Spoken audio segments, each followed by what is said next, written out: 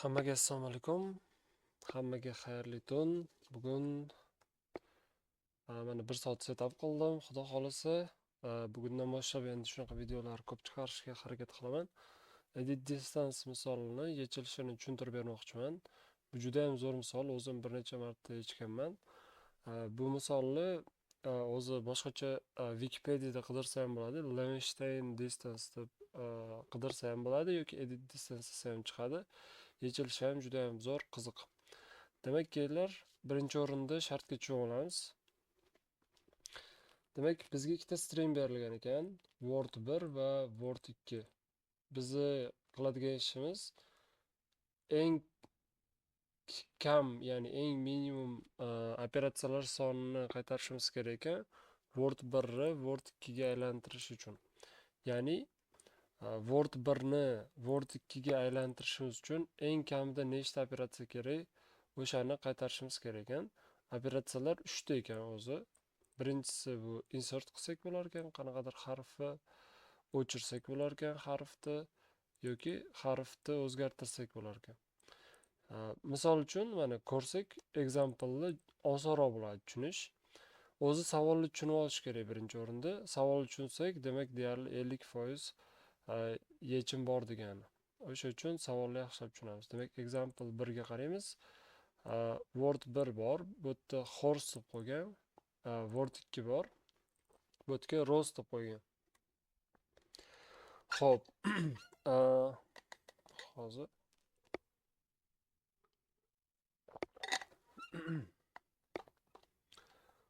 demak, bu yerda output 3 chiqqan. Xo'p, tushuntirish berilibdi, explanation, horse. Horse'ni demak H harfi R ga almashibdi, ya'ni horse'ni rose ga aylantirishimiz kerak-da o'zi. Demak, H harfi R ga aylangan. Mana H ni R ga aylantirdi, rose bo'ldi. Endi rose'ni ichidan bitta R ni o'chirib tashadi. Rose bo'ldi. Rose'dan E ni o'chirib tashadi. Rose bo'ldi. Shunda nechta operatsiya ketdi? Sanasak 1, 2, 3 ta operatsiya bo'ldi. Keyingi misolni ham qarasak bo'ladi. Intentionni execution ga aylantirish kerak ekan. Demak, bu yerda 5 ta operatsiya debdi. Demak, birinchi bo'lib turib t ni almashtiribdi. Mana bu yerda int 3-chi harf t yo'q. T ni o'chirib tashabdi. Keyingisida demak, birinchi replace qilibdi i ni o'rniga. Demak, e ni. Demak, i harfi o'zgardi e ga mana. Birinchi harf. Bundan keyingisi demak n ni replace qilibdi x bilan. Demak, ikkinchi harf n x ga o'zgargan. Bundan keyin n harfini s bilan replace qilgan. Demak, mana 4-chi n harfi mana shu s ga aylanibdi va undan keyin insert qilibdi u ni. U ni mana demak execution s dan keyin insert qilgan. Общий sanasak 5 ta operatsiya bo'lgan. Demak, o'rtoqlar, mana shartiga tushundik deb o'ylayman. Shu uchun ham agar shartga tushunmasangiz, qayta o'qishni maslahat beraman. Demak, vazifamiz word1 ni word2 ga aylantirishdagi eng kam operatsiyalar sonini qaytarishimiz kerak. 3 ta operatsiya bor ekan: insert, delete, replace. Va pastda qarasak, o'rtoqlar, doimo bitta narsaga e'tibor berish kerak. Constraints, ya'ni qoidalari bor. Shu misolni qoidalari bor. O'sha qoidalar bilan doim tanishishni maslahat beraman. Birinchi bu yerda yozib qo'yibdi. Demak, word1 va word2 ni soni 0 tadan 500 tagacha harf bo'lishi mumkin ekan. Uzunligi 0 ta degani bizga bitta ключ deb beradi. Buni ham inobatga olishimiz kerak. Hozir qaytamiz. Va word1 bilan word2 ingliz alifbosidagi harflardan iborat ekan va kichik harflardan iborat ekan. Bo'ldi. O'rtoqlar, demak, birinchi mana bu bitta constraint ga qarasak, bitta qoida kelib chiqadi. Demak, word1 va word2 ikkalasining ham uzunligi 0 ta bo'lishi mumkin ekan. Bu degani ular uzunligi 0 ta bo'lsa, bu yerda yozaman. Uzunligi agar 0 ta bo'lsa, bu degani demak buni ma'nosi ular ikkalasi ham ichida hech nima yo'q degani. Endi ikkita string bor, ichida hech nimasi yo'q. Ularni demak word 1 bo'sh stringni keyingi word 2 bo'sh stringga aylantirish uchun nechta operatsiya kerak? Javob 0 ta. Demak, xulosa qilamiz o'rtoqlar. Bo'sh stringni aylantirish uchun hech qanaqa operatsiya kerak emas. Birinchi bizga demak h case desa bo'ladi. Chiqdi mana. Ikkinchisi mana bunaqa bo'lishi ham mumkin o'rtoqlar. Bizda shartda yozmagan, lekin shunaqa bo'lishi ham mumkin. Ikkita bir xil so'z bo'lishi ham mumkin. Word 1 teng katka, word 2 ham teng katka. Mana, bular ikkitasi bir xil so'z. Endi bir-biriga aylantirish uchun nechta operatsiya kerak? 0 ta. Demak, birinchi yozib qo'ysak ham bo'ladi. Qiladigan ishimiz agarda word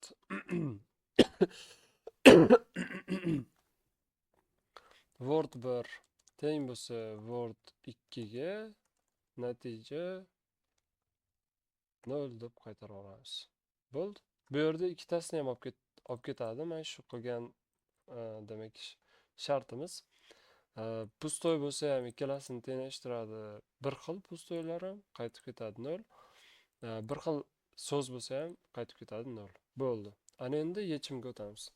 Kelar, buni tushunishimiz uchun bitta chiroyli table chizamiz va demak mana shu birinchi example'da olib ko'rsak bo'ladi. Ikkita so'zni yozib olaman bu yerga, kelar. Xo'sh. Demak word 1 yaqinlashtiraman. Hozir word 1 bizda horse ga teng. Word 2 pastdan yozib qo'ysam ham bo'ladi. Word 2 bizda rose ga teng. Bo'ldi. Mana ikkita so'zimiz bor bizda. Endi shu so'zlarni qanday qilib aylantirish haqida bosh qotiramiz kelar. Bu uchun chiroyli bitta tablitsa chizamiz. Endi chiroyli chiqadimi yo'qmi, xudo xolasa ko'ramiz. Hozircha tak ko'ramiz. Tak. Buni uchi arrow bo'lmashi kerak edi. Xo'sh.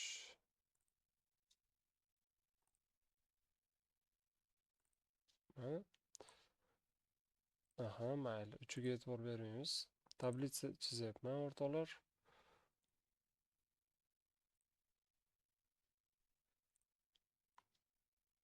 Aslida shunaqa narsaga ko'p vaqt ketib qoladi. Shu joylarni kesib tashlasam bo'ladi, lekin bu videoni montaj qilmoqchi emasman.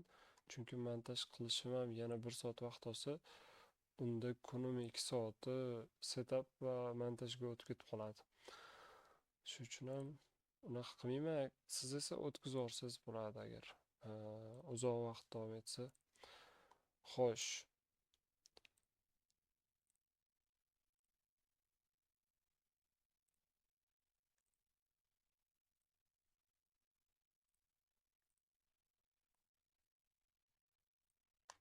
Menimcha yetadi deb o'ylayman. Kelar, endi yozamiz bu tablitsaga. Demak, word 1 ni word 2 ga aylantirish kerak o'rtoqlar. O'sha uchun mana bunaqa ish qilamiz kelar. Bu joyga pustoy string qo'yamiz. Hozircha mana shu yerda tablitsani nimaga chizganimni ham tushuntirib beraman. Bu joyga esa mana shu so'zni yozib chiqamiz. Har bitta harfini. O, R, S, keyin I. Tak, shu qo'yib qo'ysam bo'ldi. Ana endi bu yerga ham pustoy string qo'yaman. Hozir nimaga qo'yganimni tushuntiraman. Keyin rose deb yozaman. R, O, S. Demak bo'ldi. Ana endi kelinglar shu mana hozir tabletsamizda demak 3 ta operatsiyamiz bor edi. Insert, delete, replace. Juda zo'r bitta yechim qilamiz va bu yechimni misolda implementatsiya qilamiz. Juda chiroyli yechim bo'ladi, o'zimga rosa ham yoqadi o'rtoqlar. Demak, kelinglar tushuntiraman. Bu yerda tasavvur qilamiz hozir mana bu harflar yo'q deb. Va Word birimizni tasavvur qilamiz bo'sh string deb. Ya'ni Word bir bo'sh string. Mana bu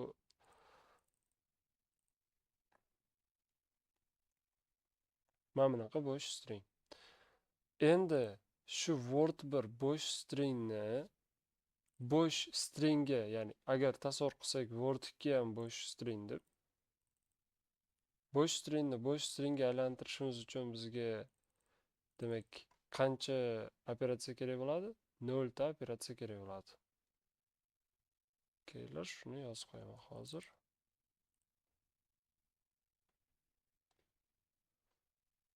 Demak, bo'sh stringni agar tasavvur qilsak Word birimiz bo'sh string deb, bo'sh stringni bo'sh stringga aylantirish uchun nechta operatsiya kerak bo'ladi?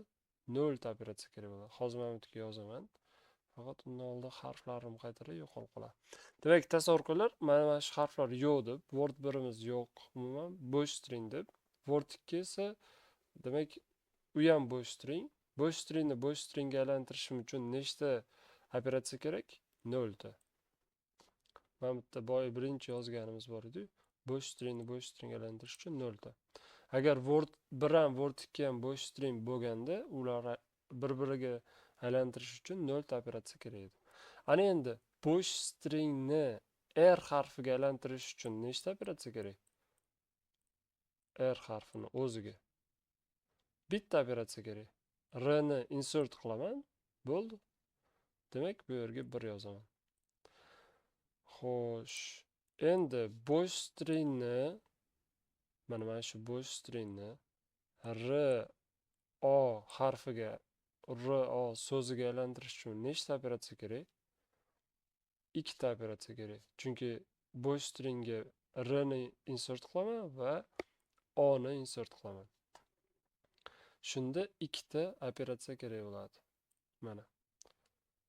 Xo'sh.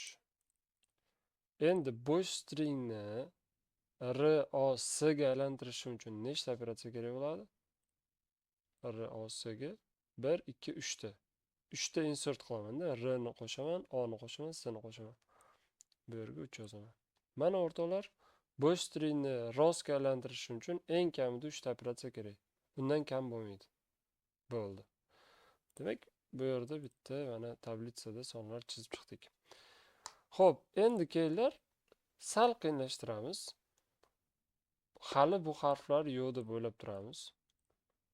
H harfini qo'shamiz faqatgina. Bo'ldi. Endi bo'sh emas, birinchi Word birimiz tasavvur qilinglar, H harfi bor. Va shuni rost demak aylantirishni ko'rib chiqamiz hozir. Demak, H harfini birinchi nima turibdi bu yerda tablitsada, men bu yerda yozadigan bo'lsam, pustoy string. Pustoy stringga aylantirishim uchun nechta operatsiya kerak? Bitta. Delete kerak faqat. H ni o'chiraman. Shunda bu H pustoy stringga aylanib qoladi. Demak, bitta operatsiya yozaman bu yerga. Bo'ldi. Ana endi o'rtoqlar, kelinglar yana ham qiyinlashtirish uchun H O ni ham qo'shaman. Shunda demak, pustoy stringni H O ni pustoy stringga aylantirishim uchun nechta operatsiya kerakligini yozaman. 2 ta operatsiya kerak. Chunki H ni ham o'chiraman, O ni ham o'chiraman. Shunda bu pustoy stringga aylanadi. Men bu yerga yozaman. O'rtoqlar, endi zaryadim 9% qolibdi. Hozir bu yerda zaryadnik olib kelmasam bo'lmaydi. Videoni stop qilib turaman. Tak, shuni pauzaga qo'yishni o'rganmagandim hali. Kelar, agar o'chsa, yana bitta alohida video tashlayman, ikkita video bo'ladi. O'rtoqlar, davom etamiz. Demak, H ni pustoy stringga aylantirishim uchun nechta operatsiya kerak menga? Ikkita operatsiya kerak. H ni ham, O ni ham o'chiraman. Demak, H ni o'chirgan bitta, O ni o'chirgan bitta, ikkita operatsiya bo'ladi. Mana bu yerga 2 yozdim. Ana endi H, O, R ni pustoy stringga aylantirishim uchun nechta operatsiya kerak bo'ladi menga? 3 ta operatsiya kerak. H ni o'chiraman, O ni o'chiraman, R ni o'chiraman. Demak, delete. 3 yozaman bu yerga. Xuddi shunday H, R, S ni o'chirishim uchun ham 4 ta operatsiya kerak bo'ladi. Demak, H, O, R, S ni o'chiraman. Pustoy stringga, ya'ni H, ni pustoy stringga aylantirmoqchi bo'lsam, 4 ta operatsiya kerak. Endi H, O, R, S, ni ham demak, pustoy stringga aylantirmoqchi bo'lsam, unda 5 ta operatsiya kerak bo'ladi. Kelar, shuni chiroyliroq qilib qo'yaman. Pustoy stringnigi bilinib tursin. Hozir boshqacha ko'rinyapti. Pustoy string. Bu yerda ham pustoy string. Bo'ldi. Demak, mana H ni pustoy stringga aylantirmoqchi bo'lsam, bitta operatsiya kerak, bitta o'chiraman. H, O ni pustoy stringga aylantirmoqchi bo'lsam, ikkita operatsiya kerak. H ni ham o'chiraman, O ni ham o'chiraman. H, R ni aylantirmoqchi bo'lsam, 3 ta operatsiya shunaqa ketaveradi. Ana endi kelar bu tarafga yuramiz, o'rtoqlar. Yana ham qiziqlashadi misolimiz. Ko'ramiz. Kelinglar, shularni o'chiraman. Xo'sh. H ni R ga aylantirish uchun nechta operatsiya kerakligini ko'ramiz. Boya H ni pustoy stringga aylantirish ko'rgandim. Unda nechta operatsiya kerak bo'lgandi? Bitta. O'chirsam H ni bo'ldi, pustoy bo'lib qoladi. Endi H ni R ga aylantirish uchun nechta operatsiya kerakligini topaman. Xo'p, H ni R ga aylantirish uchun nechta operatsiya kerak o'rtoqlar? Bitta yo'li bor. Bu H ni o'chirib tashlayman, R qo'yaman, keyin ikkita operatsiya bo'ladi. Bitta yo'li bor. Bu H ni o'rniga R qo'yaman. O'rniga, ya'ni replace qilaman-da. Shunda bu R bo'lib qoladi. O'shanda eng kamida bitta operatsiya ketadi. Ya'ni H ni R bilan replace qilsam, o'zgartirsam, bo'ldi. Bitta operatsiya bilan ishim bitadi. H R ga aylanib qoladi. H ni demak R ga aylantirish uchun nechta operatsiya kerak ekan o'rtoqlar? H ni R ga aylantirish uchun bitta operatsiya kerak. Mana. Ya'ni H ni R ga o'zgartirib qo'yman, bo'ldi. Endi H ni R O ga aylantirish uchun nechta operatsiya kerak? Shuni topaman o'rtoqlar. H bilan R ni joyini almashtirib qo'yaman, ya'ni H ni R ga aylantirib qo'yaman. Bitta operatsiya bu. Va O qo'shaman. Insert qilaman. Ikkita operatsiya. Bo'ldi. Bu yerga 2 yozaman. Ana endi o'rtoqlar, bu yerda bitta ketma-ketlikka e'tibor beramiz. Bu yog'iga men har bittasini yozib chiqishim shart emas. Bu yog'iga yechim endi kelaveradi. Xo'p, qanday qilib yechim keladi desak, mana bu ketma-ketliklarga, sonlarga e'tibor bersak, o'zi qanaqa ketma-ketlik ketayotganini ko'rsak bo'ladi. Bu uchun shunchaki mana bu yerga e'tibor beramiz. Qarang. Mana shu 1 ga. Bu 1 qayerdan keldi o'rtoqlar? Ketma-ketlik bor-da o'zi bu yerda. Aslida bir bu yoqdan ma'no chiqarib olib keldik, lekin bu yerda ketma-ketlik bor. Bu mana shu 3 ta, hozir buni boshqa rangga o'tkazib olay. Tak. Mana shu 3 ta sonni eng kichkinasiga 1 qo'shilgani mana shu yerda turibdi hozir.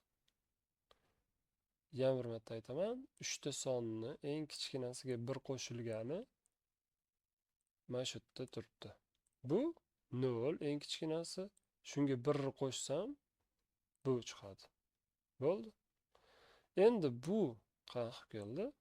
3 ta sonni eng kichkinasiga 1 qo'shaman, shu son chiqadi. Mana. Shunda 1 qo'shganimda demak 2 bo'ladi mana 1 ga 1 da. Ana endi o'rtoqlar, shu ketma-ketlik davom ettirsak nima bo'ladi? 3 ta sonni eng kichigiga 1 qo'shaman. Bu 2. Demak, bu yerga 2 ga 1 qo'shsam 3 yozaman. Endi kelinglar, haqiqatan shunaqami tekshirib ko'raman. Xo'p, x ni r o s ga aylantirishim uchun nechta operatsiya kerak, o'rtoqlar? x ni r ga replace qilaman, bitta operatsiya. O ni insert qilaman, S ni insert qilaman. Ikkita operatsiya, 3 ta operatsiya. Demak, 3 ta operatsiya kerak. To'g'ri. Xuddi shu ketma-ketlik davom etadi. Bu 3 tasidan eng kichigini olib 1 qo'shaman. Bu 1, 1 ga 1 qo'shsam 2. Ya'ni x o ni r ga aylantirishim uchun nechta operatsiya kerakligini topdim. Demak, x bilan r ni replace qilaman, o ni o'chirib tashlayman. Ikkita operatsiya to'g'ri. Endi x o ni r o ga aylantirish uchun nechta operatsiya kerakligini topamiz. Demak, eng kichkinasini olaman, bu 1 va unga 1 qo'shaman 2. O'rtoqlar, mana shu yerda endi bitta juda ham kerakli case keladi. Qarang, ikkita operatsiya kerak deb yozdim. Bu to'g'rimi tekshirib ko'ramiz. X o ni r o ga aylantirishim uchun nechta operatsiya kerak tekshiraman. X ni r bilan replace qilaman, ya'ni o'zgartiraman. Shunda mana bunaqa bo'ladi. R o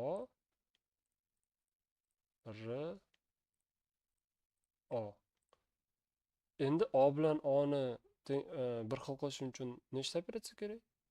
Kerak emas. Demak, nechta operatsiya ketdi? Bittagina operatsiya ketdi, o'rtoqlar. Ya'ni x ni r ga replace qildim, bo'ldi. Chunki qolgani bir xil edi o'zi. O bilan o o'zi bir xil. Shuning uchun ham hozir bu yerda bitta operatsiya kerak bo'ldi. Bitta operatsiyada x ni r ga replace qildim, bo'ldi. Lekin bu yerga 2 yozdim. Chunki eng kichkinasiga 1 qo'shib yozdim-da. Qoidamiz bor edi, o'sha bo'yicha ketayotgandim. Lekin bu yerda noto'g'ri bo'lib qoldi. 2 emas ekan javobimiz. Aslida 1 ekan. Chunki x ni demak r ga replace qilaman, bitta operatsiya bilan x ni ro ga aylantirsam bo'ladi. Endi kelinglar buni to'g'rilaymiz va bu yerda 1 yozamiz, lekin undan oldin buni endi demak cho'g'lamiz. Qaysi holatda biz bu yerda adashayotganimizni va qanaqa to'g'rilasa bo'lishini. O'rtoqlar, qoidasi shunaqa buni.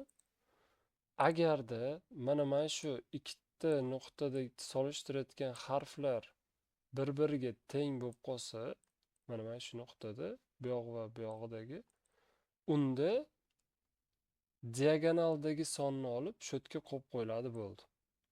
Diagonal, primoy qo'yiladi, bo'ldi.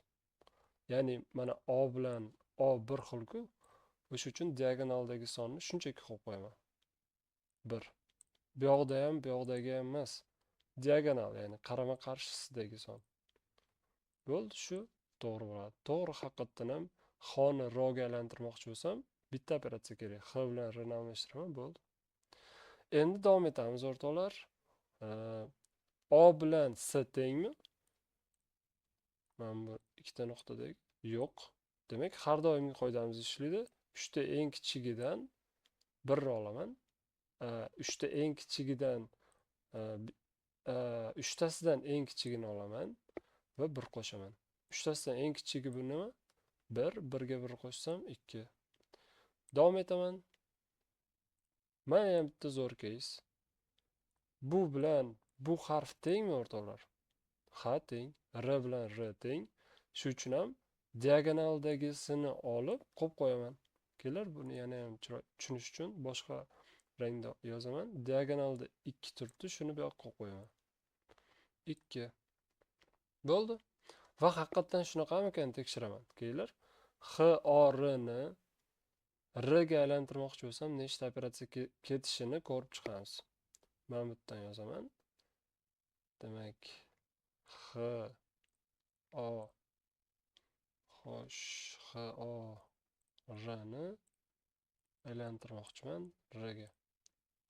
Demak, nechta operatsiya kerak? X ni o'chiraman, bitta, O ni o'chiraman, ikkita, R ni o'zi qoldi, bo'ldi. Ikkita operatsiya. Boya necha yozgandim? 2. To'g'ri. Davom etaman. Tushundik deb o'ylayman. Xo'p, R bilan O ni solishtiraman, bir xil emas. Shuning uchun uchtasidan eng kichigini olib davom etib ketaveraman. Bu 1, 1 ga 1 qo'shaman, bu yerga yozib qo'yaman 2. Demak, uchtasidan eng kichigini olaman, 1 va 1 qo'shib yozib ketaveraman. 1, 1 ga 1 qo'shaman, 2.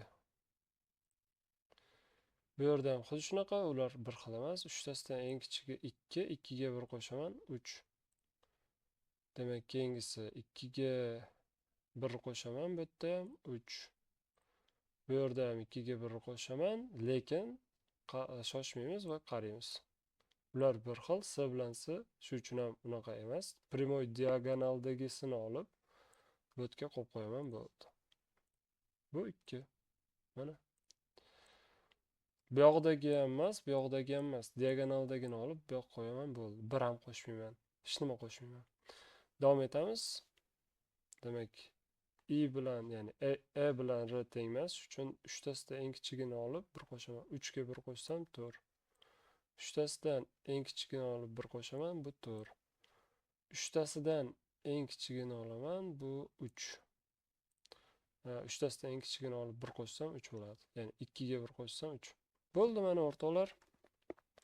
Ana endi yechim qani bu yerda desak, yechim bu mana bu. Eng oxirgi katakdagi son bu yechim bo'ladi. Demak, horse-ni rose-ga aylantirmoqchi bo'lsak, eng kamida 3 ta operatsiya kerak bo'lar ekan.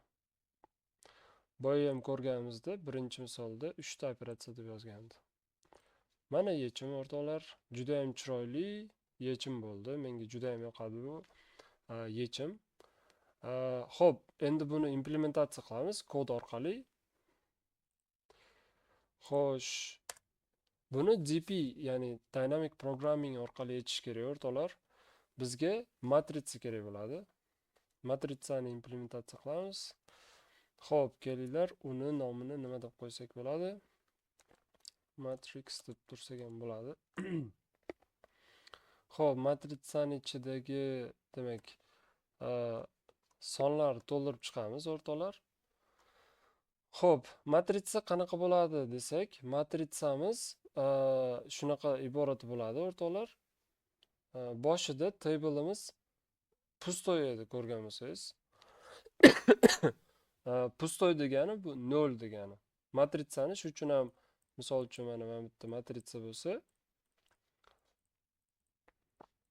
0lar bilan to'ldirib chiqamiz.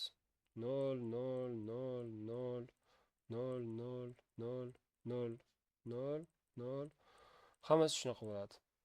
Xuddi shunaqa matritsani kodda implementatsiya qilyapman. Boshida hamma joy bo'sh edi-ku, bo'sh degani bizda 0 degani.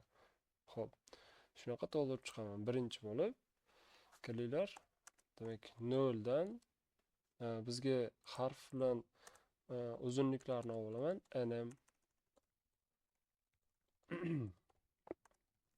Word 1 uzunligini olaman, yaqinroq qilaman. Uncha kichkina bo'lib qolgan.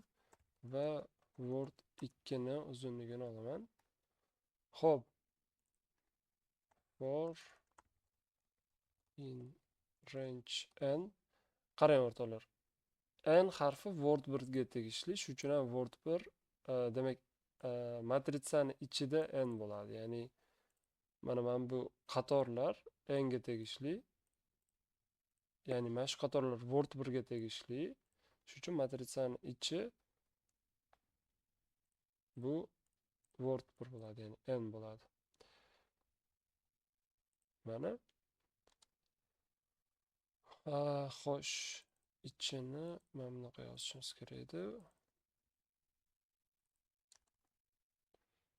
Ha, to'g'ri yozdim. Tak. Buni ham bundoq yozishimiz kerak edi, o'rtoqlar. Shunda menimcha to'g'ri bo'ladi. Hozir tekshirib ko'ramiz.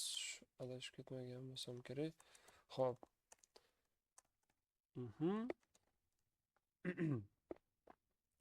Matrixni ko'ramiz. Hozircha kelinglar, bu yerda shunchaki 0 qaytarib turamiz. Bizga faqat print kerak.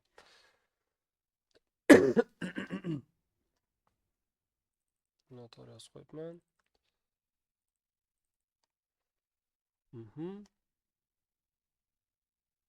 Mana o'rtoqlar, ichida demak 5 ta 0, ulardan 3 ta qator. Chunki bu yerda 5 ta harf bor, bu yerda 3 ta harf bor. Lekin yana bitta narsaga qarashimiz kerak. Biz boshida pustoy stringni hisoblagandik o'rtoqlar. Ya'ni pustoy string doimo bo'lishi kerak edi bizda. Xo'p, kelar shu uchun ham xuddi shuni implementatsiya qilmoqchiman. Aslida bundan pustoy string chiqarib tashlab qilsa ham bo'ladi. Tushunarli bo'lish uchun pustoy string bilan qilaman. Pustoy stringni ham qo'shaman. Shunda 6 ta harf kerak bo'ladi bizga hozir. 1, 2, 3, 4, 5, 6. Demak, 6 ta son. N plus 1 bo'ladi. Bo'yiga ham xuddi shunaqa 1 qo'shiladi, chunki pustoy string borligi uchun. Bo'ldi. Tekshirib o'tirmayman qaytarib. Xo'p. O'rtoqlar, ana endi javobimizni yozib qo'yaman. Javobimiz nima bo'ladi? Matrix eng oxirgi elementi bor aytganimdek. Bo'ldi. Endi bu yerga bitta narsaga qaraymiz, e'tibor beramiz o'rtoqlar. Ketma-ketlik ko'ryapsizmi? 0 1 2 3. 0 1 2 3 4 5. Bu doim shunaqa bo'ladi. Chunki pustoy stringga shu so'zni aylantirish uchun shuncha o'chirib tashlashingiz kerak edi, uzunligicha. Shuning uchun mana shu ketma-ketlikni yozib chiqaman. Ya'ni birinchi qator doimo 0 1 2 3 4 5 bo'ladi. Birinchi qator matritsamizni. Matritsamizni hamma qatorlari birinchi elementi 0 1 2 3 bo'ladi. Ko'ryapsizmi? Hamma qatorni, mana bir qator bo'lsa, shuni birinchi elementi 0 1 2 3 bo'ladi. Shuni yozib chiqaman endi. Xo'sh, biz demak birinchi qatorni yozamiz, kelinglar. For I in range n plus 1 gacha bo'ladi va tushuntirib berdim nimagaligini. Demak, matritsamizni birinchi qatori o'rtoqlar, bu degan 0-indeksda turibdi birinchi qator.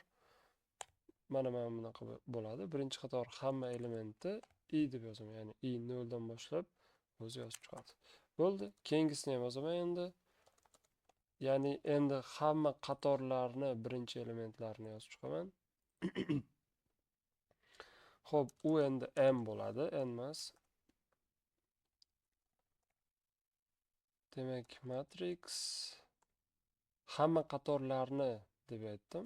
Shuning uchun ham I birinchi elementi 0-indeks bo'ladi o'rtoqlar. I qo'yaman. Bo'ldi. Endi tekshirib ko'raman matriximizni.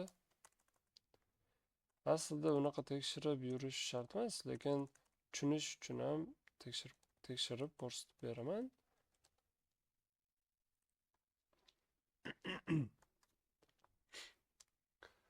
Xo'sh.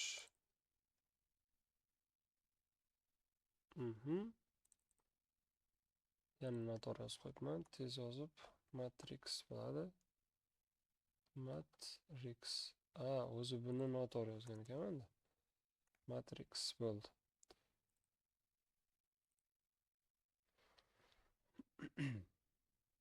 Tekshirsiz qarang mana. Birinchi qator mana bu bo'ladi. Birinchi element 0 1 2 3 4 5 va hammasini birinchi qatori 0 1 2 3 ketdi. To'g'ri.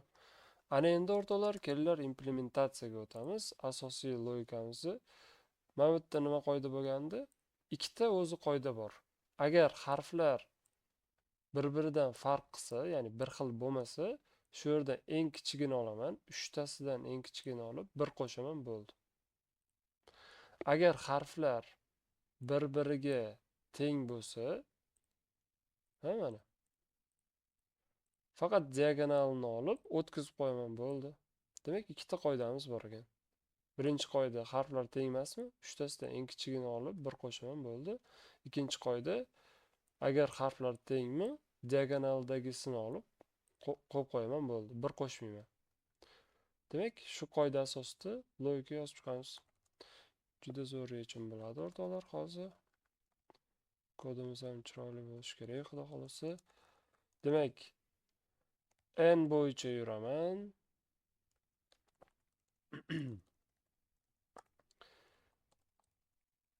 J in range m plus 1. Okay.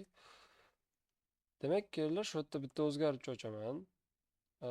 Operatsiya deganga o'xshab, ya'ni nechta operatsiya qo'shishimiz uchun yoki kelar shunchaki temporary desam ham bo'ladi aslida. 0 qo'yaman va bo'tga yozaman. Agar boyagi qoidamiz word 1 ni i, ya'ni mana bu i word 1 ga tegishli. Chunki n bu word 1 relations-ku.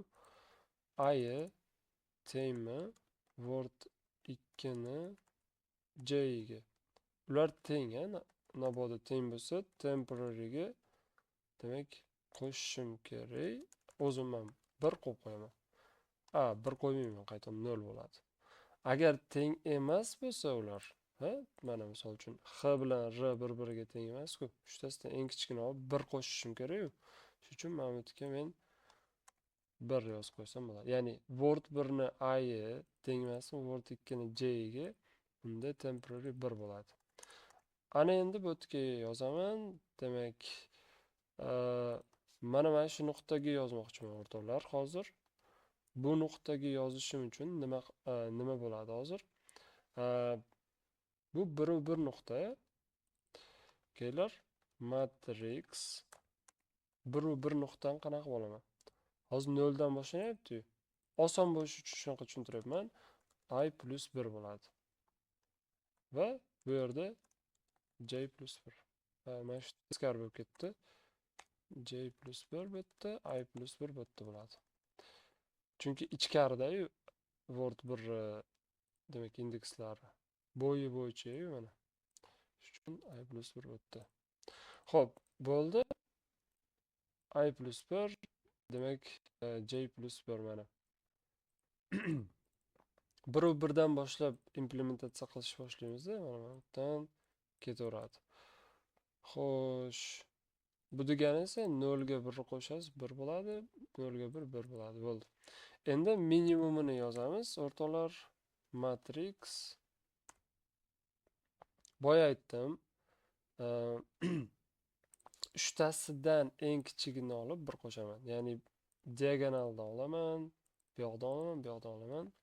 Shuni yozaman kodda. Xo'p, birinchi diagonaldan oldim.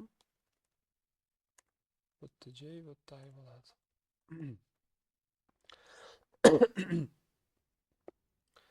Demak, mana. Xo'sh, undan keyin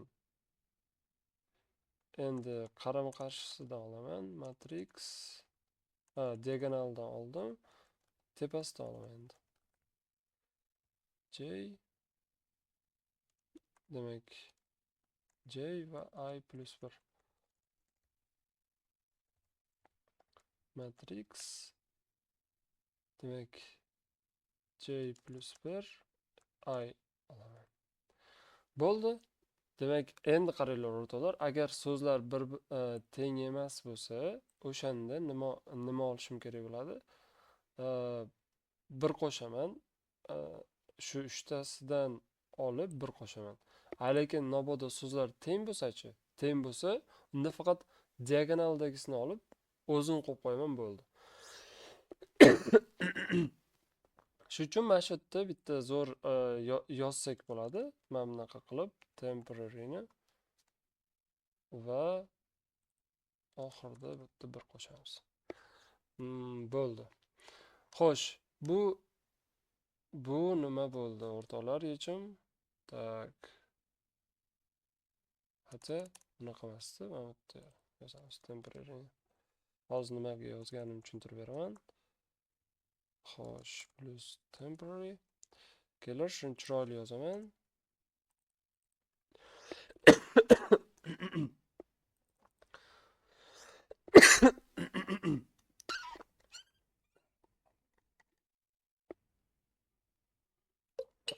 Xo'p, tushuntiraman.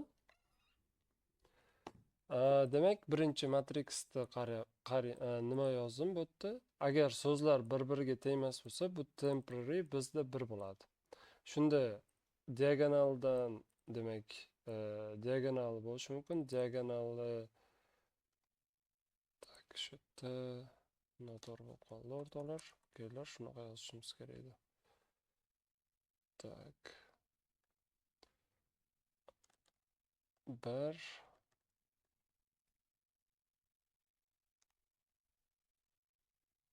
diagonalida temporary turadi. Mana bu yerda 1 turadi. 1 turadi. Bo'ldi, mana endi to'g'ri bo'ldi. Qarang. Juda zo'r yechim. Nima qildim? Diagonalida bizda opsionalniy bo'lib qoldi hozir. Agar so'zlarimiz bir-biriga teng emas bo'lsa, nima bo'ladi? Mana bu diagonaliga ham 1 qo'yiladi, teng emas bo'lsa. Shunda mana 3tasidan eng kichigini olishimiz kerak-ku. O'sha 3tasidan eng kichigi olinadi bu yerda mana. Endi mabodo so'zlar teng bo'lib qolsa, harflar bir-biriga teng bo'lib qolsa, faqat diagonalni olib qo'yib qo'yishimiz kerak-ku. Shunda nima bo'ladi? Harflar bir-biriga teng bo'lgani uchun bu yerga kirmaydi, temporary 0 bo'ladi. Shuning uchun mana bu 0 bo'ladi. Va faqat diagonalni o'zi olinadi o'rtoqlar. Chunki diagonali eng kichigi bo'lib qoladi-da bu yerda. Bu esa kichik emas. Chunki bu yerda doim 1 qo'shiladi. Shunda doim diagonali olinib qoladi, agar harflar bir-biriga teng bo'lsa. Bo'ldi o'rtoqlar, kelinglar, sinab ko'ramiz yechimini. Menimcha hammasini yozdik va xudo xolsa ishlashi kerak.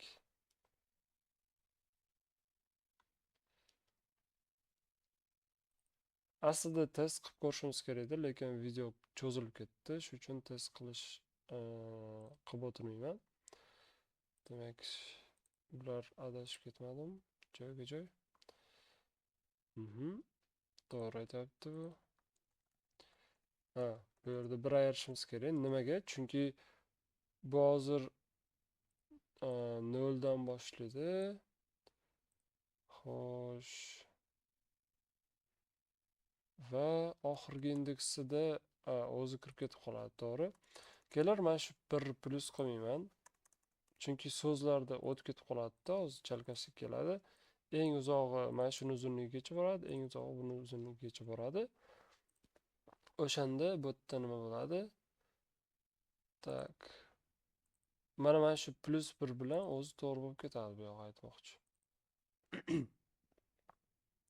Ko'ramiz. Mana yechim chiqdi.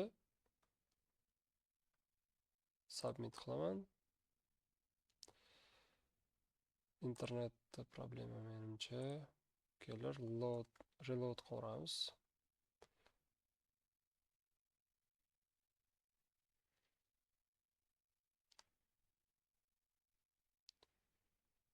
Submit. O'rtoqlar, submit ishlamayapti nimagadir. Menimcha shu internetda muammo, ko'pincha yoki lidkodda o'zida problemasi ham bo'lishi mumkin. Mana ishladi, yaxshi. O'rtoqlar, mana yechildi. Yechim juda ham chiroyli chiqdi, ayniqsa biz chizmamiz. Yechimni qayta-qayta tushunib yechib ko'ring. Mana bu yerdagi funksiyalarni ham qayta-qayta tushunib ko'ring. Looplarni. Va o'rtoqlar, e'tiboringiz uchun rahmat. Demak, foydali bo'ldi degan umiddaman. Xo'p o'rtoqlar, kelinglar buni time va space complexity'lar haqida gaplashamiz.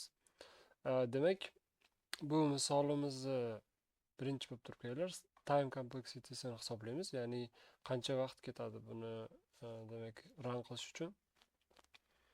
Xo'p, bu ichma bu forlar mn vaqtda bo'ladi. Tak, bu for n vaqtda, bu for m vaqtda, bu for esa n va m vaqtda yurib chiqadi. Ya'ni bu bilan nima demoqchiman? Bizni time complexity'miz eng ko'pi bilan mana bu yerda turibdi. Bu n vaqt talab qiladi, bu m vaqt talab qiladi, bu esa mn vaqt. m n m desa ham bo'ladi. Vaqt talab qiladi. Demak, bizni time complexity'miz o'rtalar mn vaqt bo'ladi. Ya'ni mn vaqtda shu misolimiz bilan bo'ladi. O of mn. Mana. Endi space complexity qanaqa bo'ladi desak, space complexity bizda mana ko'rib turibsiz, n ta 0 yaratyapmiz va m ta 0 shunaqa 0 dan array yaratyapmiz. Bu degani ham bizda mn degani. Mana space complexity ham o'rtoqlar mn vaqt bo'ladi, mn bo'ladi. Time complexity ham mn bo'ladi. Xo'p, hammaga e'tibor uchun rahmat. Shu yerda ham bitta narsani e'lon qilib ketmoqchi edim, aytib o'tmoqchiman. Outtalent degan guruh ochganmiz. Outtalent guruhida biz fanga tayyorlanamiz. Bu yerda lead kod misollar yechamiz, system design ko'ramiz, system design o'rganamiz. Undan tashqari case'lar o'rganamiz, qanaqa qilib fanga crack qilib kirsa bo'ladi. Xullas, fanga crack qilib kirish yo'llarini o'rganamiz. Va umuman olib qaraganda fang haqida gaplashamiz va asosiysi action qilamiz. Ya'ni apply qilishda har kuni demak challenge qilib boramiz, apply qilish bo'yicha ko'proq demak urg'u beramiz. Agar sizga Outtalent guruhi qiziq bo'lsa, guruhga qo'shiling. E'tibor uchun rahmat.